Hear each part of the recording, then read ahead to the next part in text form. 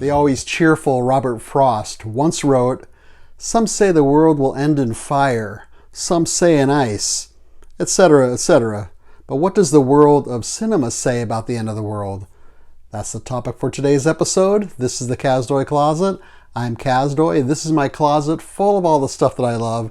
And today we look at two films about the end of the world. One set in London, one set in Los Angeles. Let's check it out. Our first doomsday film is The Day the Earth Caught Fire. This is a British film from 1961. It's in beautiful black and white, 99 minutes long. And this begins with a solitary man walking down a deserted street in London. And it's all shot in sepia tone at the beginning. And he walks into his newspaper building. He's a reporter. And he goes up to his office to type the story about what's happened. But the ink on his typewriter ribbon is totally smudged, so he has to dictate the story. So then we have a voiceover, and most of the rest of the film is now an extended flashback. It switches to black and white, and we learn what happened to get to this point.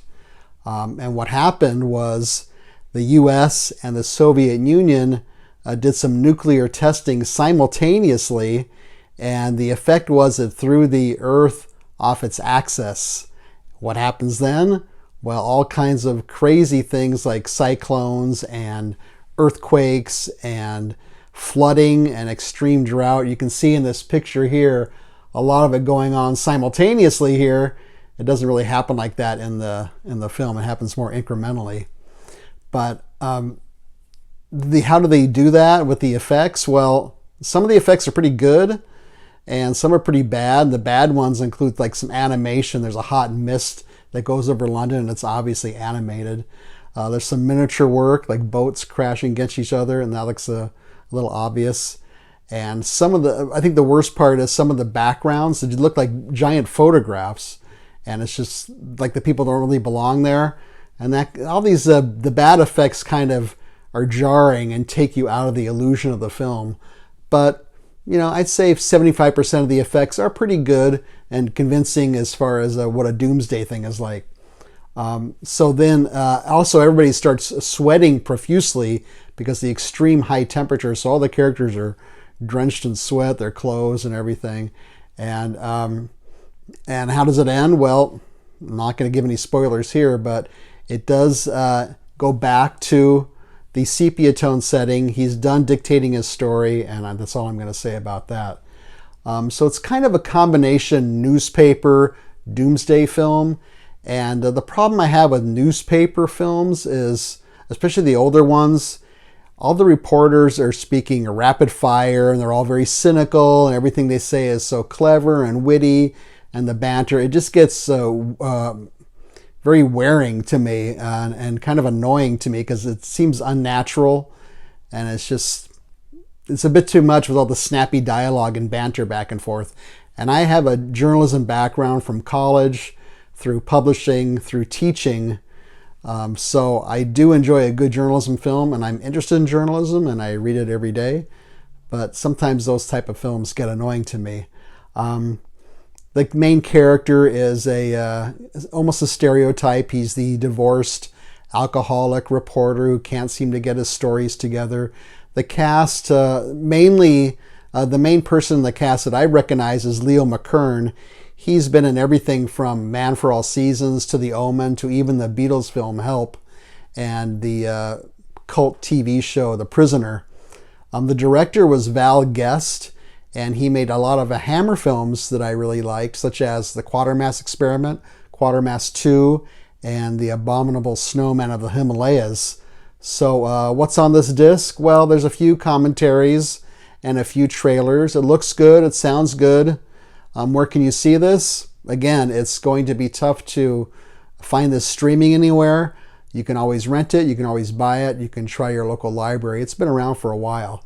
So The Day the Earth Caught Fire, for its ambition and its unique storytelling and its some of the effects, I'm going to give this 3.5 out of 5 blazing suns.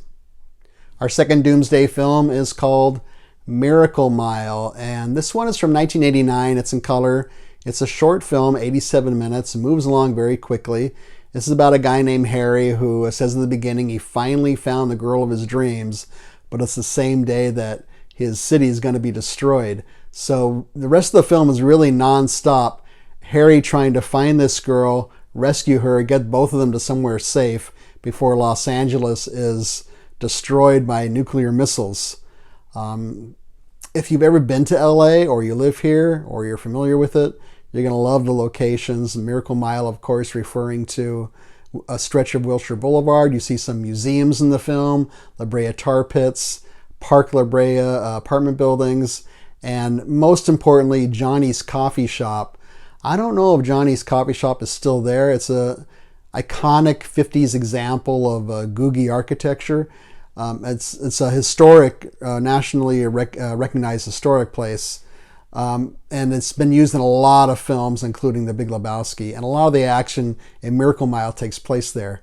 Now, since it's 1989, there are some anachronisms, mainly phone booths. Phone booths play a big part in this film. And then some styles and some fashion and some stereotypes. And the funny thing is, you see Wilshire Boulevard and the freeways almost totally empty. Now, it takes place starting around 4 in the morning. So yeah, it's not going to be real busy, but I don't think it's going to be totally empty either. So how do they make the end of the world, or at least the end of Los Angeles, look in this film? It's pretty good, actually. Good details with drivers going crazy, people are looting, cars are toppling over, cars are on fire, people are lying in the street, smoke coming up everywhere, and even newscasters scrambling to get the story right on TV. And even at the end, there's this really nice overview crane shot, apocalyptic scene of Wilshire Boulevard with everything just going crazy, with people running around and the cars turned over and cars crash into each other, and then a palm tree on fire. And for some reason, a palm tree on fire, as you can see here, always seems kind of disconcerting to me, because I guess palm trees are supposed to symbolize peacefulness and easygoingness, and to see them on fire is kind of a weird juxtaposition. So what happens at the end? Does he find the girl? Is Los Angeles destroyed? No spoilers here. You have to find out for yourself. The cast includes Anthony Edwards, best known for his role in the TV show ER. The girl is played by Mare Winningham, who was in a lot of films, still acting. And I'm probably best known as one of the original Brat Pack members. She was in St. Elmo's Fire. The music is worth noting. It's by Tangerine Dream, who did music. It's a group that did music for a lot of films, including Thief. And here it alternates between being kind of spacey and dreamy and really pulsating and electronic beat going on to heighten the tension. So what's on this disc? Well, there are a couple of commentaries. There's a modern day interview with the two main actors, and interviews with some of the cast and crew. Where can you see this film? Again, it's going to be tough. You can rent it, you can buy it, and probably your local library would be a good bet also. So because of the fast-moving nature of this, they get the details right. Some people consider this a cult film. I don't know if it is or not, but I hadn't seen it in a long time, and I was afraid it wasn't going to hold up very well. I thought it held up very well. So I'm going to give it 4.5 palm trees out of 5. There are so many other end-of-the-world films out there. Dr. Strangelove comes to mind, one of my favorite films. Maybe you want to mention one of those in your comments or suggestions down here. Feel free to leave a thumbs up. Don't leave a thumbs down. Subscribe would be fantastic. Share this with your friends and neighbors. Otherwise, hope you like this one. Thanks for watching, and I will see you next time.